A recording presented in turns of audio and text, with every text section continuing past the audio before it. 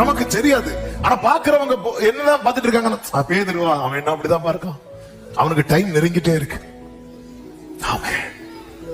முதலாம் காவல் கர்த்தர் நம்மை கொண்டு வந்துட்டு நமக்கு தெரிய மாட்டேங்குது, நமக்கே சொப்பனம் போல இருக்கு.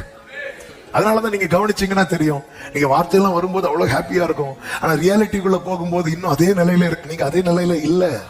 ஒவ்வொரு காவலையா சிலரோடு இந்த வார்த்தை கத்த தீர்க்க தரிசனமா, முதலாம் காவல், இரண்டாம் காவல், ஆமே ஆமே, இரண்டாம் காவலை கடந்து நகரத்திற்கு, 10வது வசனம், நகரத்திற்கு போகிற இரும்பு கதவண்டையிலே வந்த போது.